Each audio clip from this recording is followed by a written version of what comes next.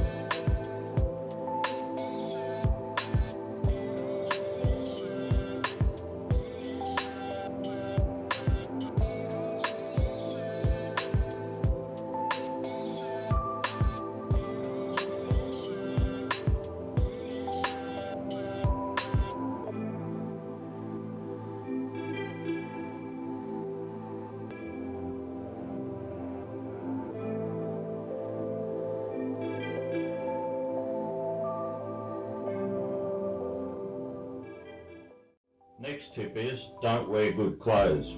You'll notice in all of my videos, the shirts have got gunk and junk all over them. That's the sort of gear you need to be wearing when you're buffing, or the stuff will end up all over your clothes.